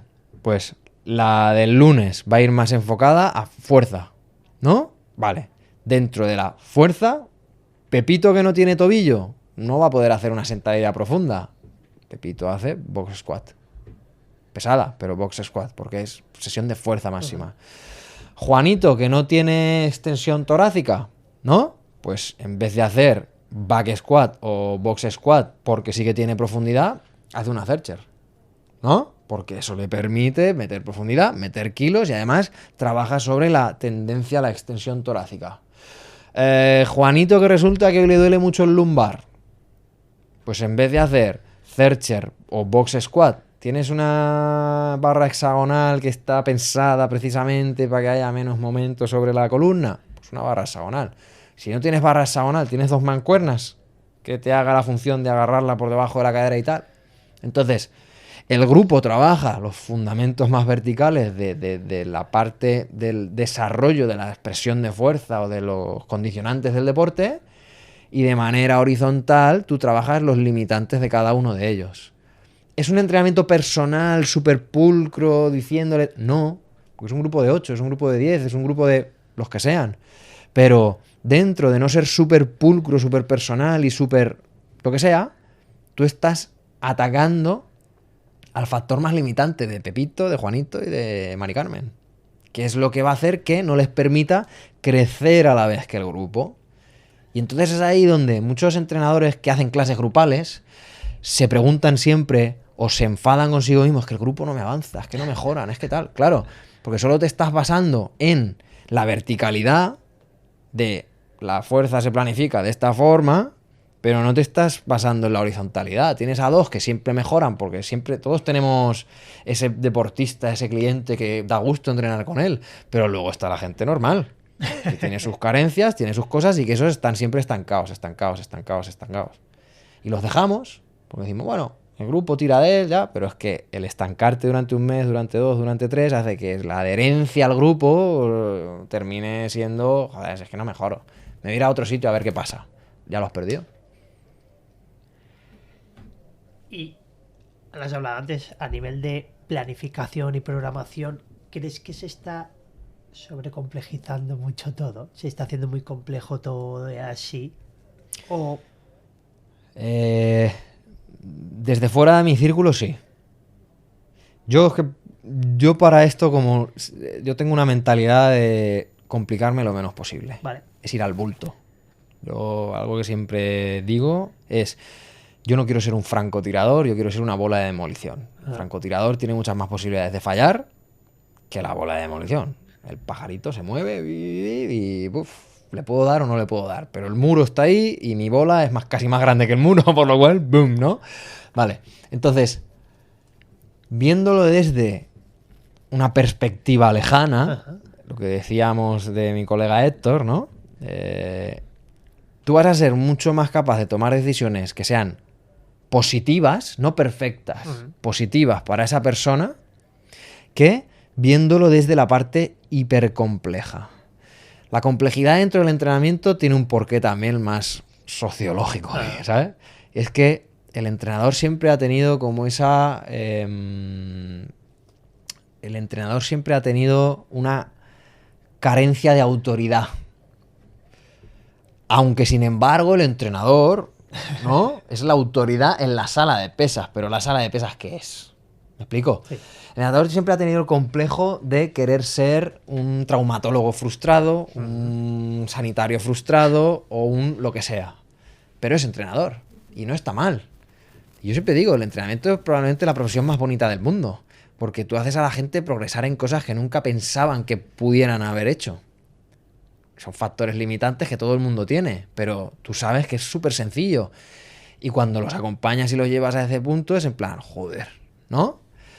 Pero claro, al tener esa frustración sobre algo que es tan fácil de hacer, porque entrenar no es difícil. No es nada difícil. Entrenar bien es súper sencillo. Tendemos a complejizarlo todo. Porque le tienes que dar una narrativa, una leyenda al entrenamiento. Es que cualquiera te puede fatigar, ¿no? Pero yo sé entrenar. Ya. Bueno, ¿cuál es la diferencia de que te fatiga y el que no? Porque tú sabes que el ejercicio, que puede ser el mismo que estás haciendo con él, se va a hacer en un punto, se va a hacer en otro. Pero tú ahora empiezas a hablar de la bioenergética de las grasas, de la biomecánica de la rótula respecto a la tibia, respecto al fémur, respecto a no sé qué. O que en vez de 5 repes vamos a hacer 3, porque es que 5 ya se meten en un factor y se lo explicas al cliente, cosa que no tienes que hacer. Mientras que el otro, venga, la clase de no sé qué, pim, pim, pim, pim, pim, pim. ¿No? Entonces... Hay que complejizar para ganar conocimiento. Conocimiento propio. Conocimiento del por qué hago las cosas. Pero no hay que complejizar el proceso de entrenamiento con el cliente. Yo hace poco escuché a una persona decir algo que me encantó sobre el arte.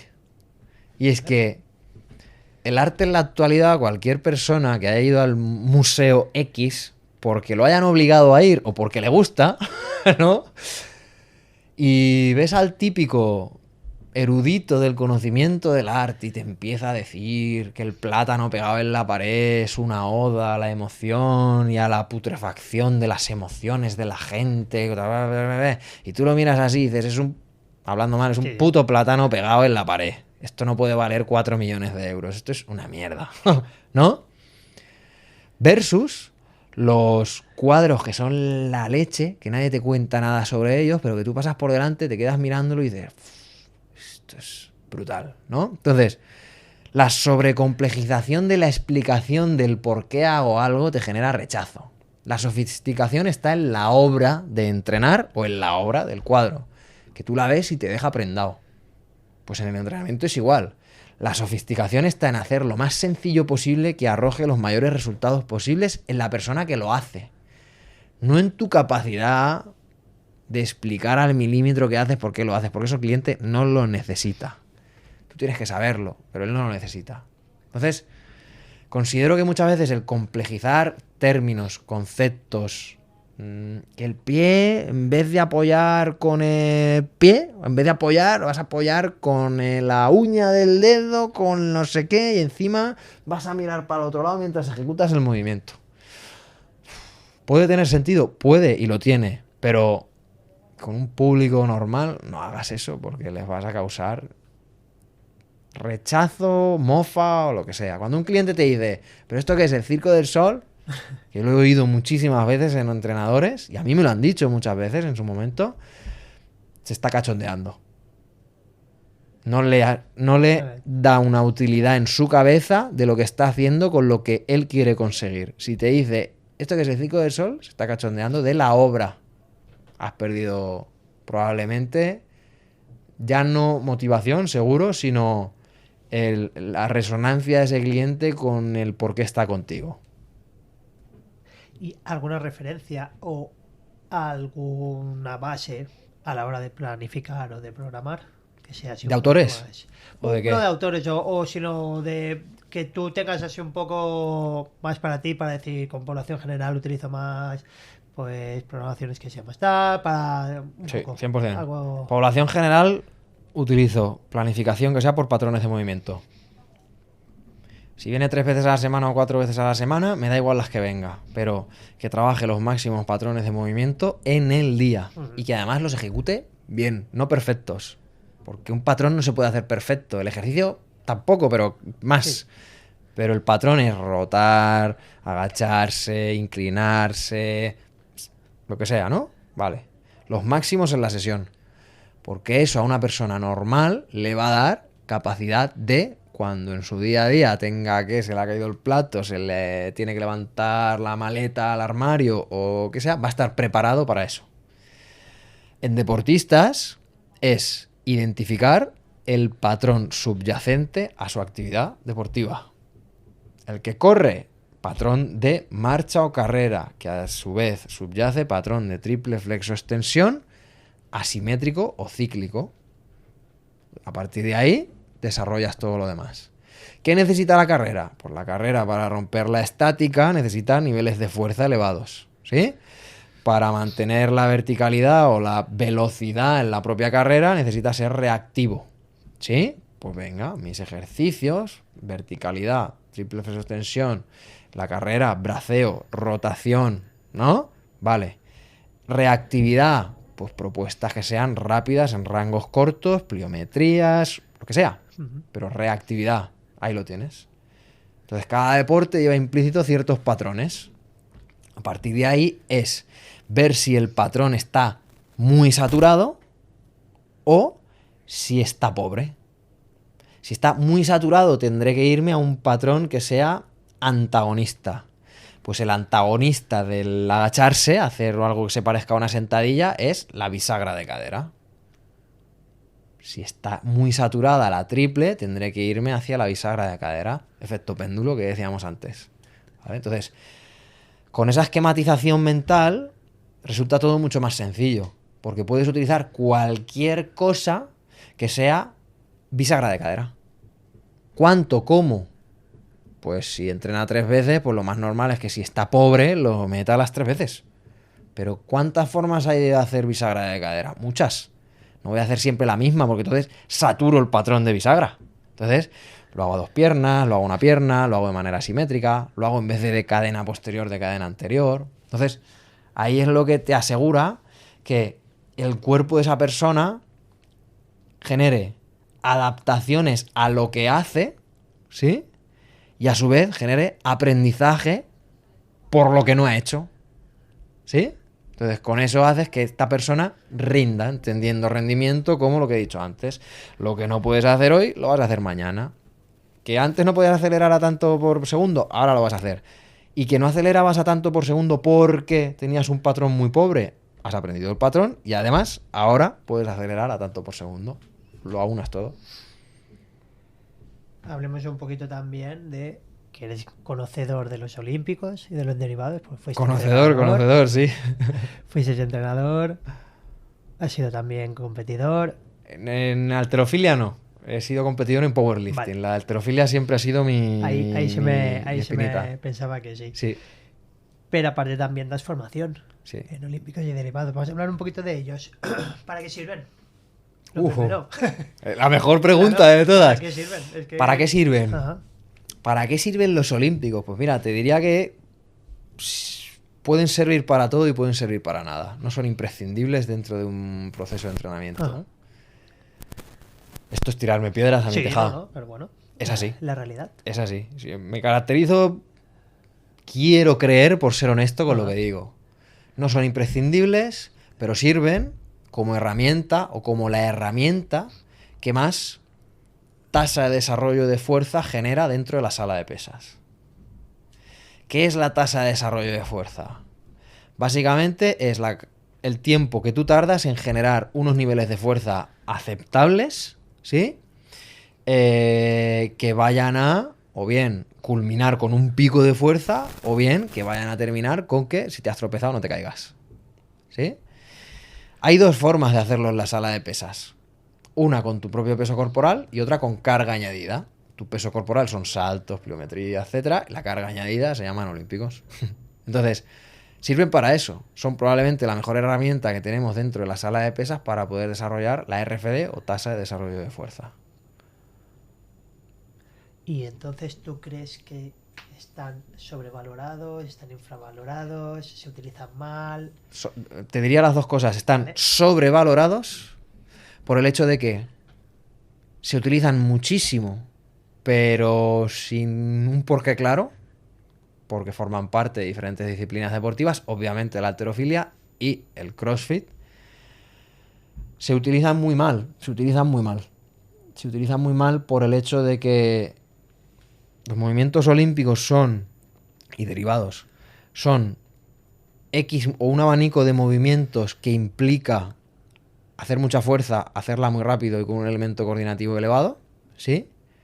Pero es que eso no te condiciona o no te ancla a únicamente hacer los movimientos de halterofilia.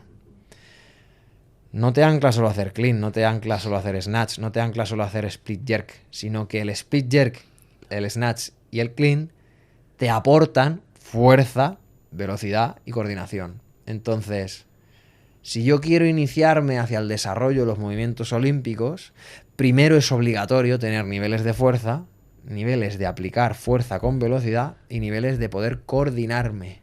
Y coordinarme no es hacer esto con las manos. Coordinarme es hacer esto con las manos, una coordinación más visual externa y una coordinación interna. Y es que tu músculo sea capaz de apretarse y relajarse en el momento en el que toca. Porque si tú solo eres capaz de apretarte, estás apretado todo el rato, no mueves. Y uno de los fundamentos de los olímpicos es poder moverte con velocidad. Entonces, los modelos mentales sobre los cuales se utilizan los movimientos olímpicos suelen ser muy rígidos. Esta técnica o este ejercicio se hace con esta técnica para ganar esto, más carga o más RFD. Cuando la realidad es que no es así. Tú tienes que tener un abanico muy amplio que te desarrolle niveles de fuerza, un abanico muy amplio que te desarrolle niveles de velocidad y esa fuerza más esa velocidad genera coordinación. A partir de ahí tú puedes, una vez tenidos esos tres pilares fundamentales, enfocarlos hacia la mecánica o técnica del clean, la mecánica o técnica del snatch o la mecánica o técnica del split jerk. Que también te digo, si tuviese que darme solo con uno, sería el clean o el power clean, porque es el más representativo de acciones que se vayan a dar dentro de otros deportes. Los olímpicos se van a ver desde dos posturas o dos visiones. Los olímpicos para el desarrollo de la halterofilia, que únicamente es levantar más, o los olímpicos para otros deportes, es decir, olímpicos como medio, para la mejora de otras cosas, o olímpicos como fin en sí mismo. Yo soy muy defensor de los olímpicos como medio, porque los podemos utilizar en cualquier tipo de población y no solo en deportistas. Y eso es clave. Pues justo te iba a preguntar, ¿tiene sentido utilizarlo en población general? No es que tenga sentido, es que para mí los olímpicos son el desenlace de la fuerza. Mi curso olímpico se llama así. Porque la fuerza no es fuerza y ya está. La fuerza es un continuum fisiológico de capacidad de diferentes tejidos, de diferentes sustratos energéticos y de diferentes organizaciones corporales para cumplir un fin, que es levantar una masa, la tuya más algo externo, ¿no?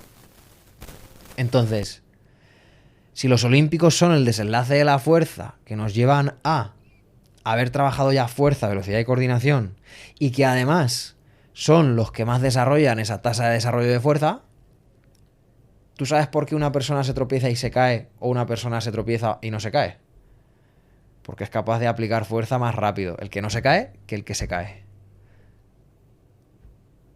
¿Cuál es el mayor miedo que tenemos cuando nuestra abuela sale sola a la calle? ¿O está sola en su casa y ya está muy mayor? Que se caiga. ¿Es para todas las poblaciones? Respóndemelo tú, yo creo que sí. Vamos a hacer una reflexión ya para ir acabando. ¿Cuáles son las cualidades humanas imprescindibles para un entrenador? Replantéamelo mejor para Esta entenderlo. profesión, Sí. ¿qué se necesita ser? Buah, ¿qué se necesita ser? Desde mi punto de vista, primero tienes que ser empático. Y empático no es cuando una persona está triste, tú te pones triste y te pones a llorar con él. Empático es saber resonar o entender con los objetivos de esa persona y saber qué significan para él o ella. Tú, cuando una persona te dice que quiere los pectorales más grandes o los bíceps más grandes, no es porque quiera el pecho más grande o los bíceps más grandes. ¿Qué hay detrás de eso? Puede ser que sea un flipado y ya está. O puede ser que tú lo ves, es un chavalín delgado, que no sé qué, blanquito, y, este no se come una rosca. Este lo que necesita es que yo, aparte de entrenarle, pues le ayude con la jerga y ser como, ¿sabes? Si soy capaz, a lo mejor yo soy también muy tímido y no soy capaz de hacer eso. Pero es encontrar el porqué más allá de la acción de entrenar, del por qué la gente entrena. Para mí eso es clave. Porque eso va a hacer que la adherencia, que es el principal factor de el cliente para que te pague todos los meses, que al final es por lo que somos entrenadores, sí nos puede gustar mucho, pero buscamos que nos paguen porque vivimos de esto, ¿no? Se desarrolle y además se mantenga. Para mí eso es fundamental. Te diría que eso es lo más importante. Segundo, tener ganas de aprender de todo. Y no cerrarte a que no, yo soy entrenador, tengo mi tablet, tengo mi silbato y tengo mi autoridad como entrenador. Eso está muy bien, pero eso solo sirve en rendimientos elevados. Y casi que tampoco ya, pero en personal de rendimiento muy, muy alto. Entrenadores normales, donde está la masa, de lo que vivimos todos, básicamente, necesita aprender de mucho más. Que es lo que hemos ido hablando durante toda la conversación. Aprender de... No sé, tío, de cómo hablar con la gente. De interpretar si a alguien le gusta que le toquen o que no le toquen. Interpretar si a alguien le gusta ver un proceso de mejora en números. ¿Te acuerdas que hace 3 semanas hiciste esto con 12 kilos y hoy lo has hecho con 20? Buah, pues es verdad, hay gente que es muy cuantitativa y le da igual que se sientan mejor, pero yo no estoy mejorando, ¿no? Además suelen ser perfiles como de clientes de entrenamiento personal muy de clase alta, ¿no? Además suele pasar. Joder. Tienes que aprender de si estás en un gimnasio con maquinaria, pero resulta que tú te has criado en un ambiente CrossFit y solo has hecho entrenamiento libre y no sé qué, tienes que aprender a que las máquinas son tus amigas, ¿no? Y es verdad. O sea, es que... Y además eso está evidenciado, ¿no? No existen mejoras significativas en hacer cosas con máquinas guiadas versus en entrenamiento libre. No existe. Va por gustos. Entonces, romper tus sesgos, ser cambiante, tener ganas de aprender, tener esa empatía, para mí es lo más importante. Los conocimientos técnicos se adquieren con las ganas, la motivación y con el tiempo. Pero eso muchas veces forma parte de casa, de lo que traes de casa. ¿Qué es lo que más te preocupa del sector ahora mismo del entrenamiento? Y si pudieras, ¿qué cambiarías? ¿O hacia dónde te gustaría que fuera? ¿Qué es lo que más me preocupa del sector? Buenísima pregunta. ¿Qué es lo que más me preocupa? Sí, te lo voy a decir. La obsesión por ganar dinero del entrenador. Es una barbaridad. Ya es difícil. Los que estamos en redes sociales vemos muchos anuncios del tipo: si ganas menos de 10.000 euros al mes en el sector del entrenamiento, tienes un hobby que te quita tiempo, pero que no te da, que no te permite vivir. Y eso está condicionando a chavales muy jóvenes a que no empiecen como se tiene que empezar. Mi primer trabajo como entrenador en un sitio, no por mi cuenta, a mí me pagaban 240 euros al mes. Claro, daba 1 hora al día. 240 euros al mes. Y yo no me quejaba. Yo lo hacía porque me encantaba. Y fui escalando, haciendo cosas, aportando ideas, saliéndome un poco de lo que me pedían, haciendo más. Entonces, el que era mi jefe me veía y decía, joder, ¿no? Pues mira, vamos a intentar instaurar esta clase que me has dicho, estas cosas que me has dicho. La gente iba mejorando, y le iba llamando la atención. Pues al final ya Dije, oye, ¿y si...? Me fue pagando más, obviamente. Y luego ya, pues yo tomé el paso de, oye, ¿y si te alquilo un espacio y hacemos esto dentro de tu casa? Así el cliente siempre está dentro, te pago un tanto, Vale. Pero hoy, el entrenador que lleva, yo qué sé, o que no ha salido todavía del cascarón, ya quiere estar ganando 5.000, 6.000 euros al mes. Pero tío, es que eso es un proceso de tiempo. Ser especialista en ventas te convierte en especialista en ventas, no en entrenador. Y el entrenador necesita, justo lo que hemos dicho antes, esa parte personal, esa parte más empática, esa parte que no sea solo ver clientes que entran,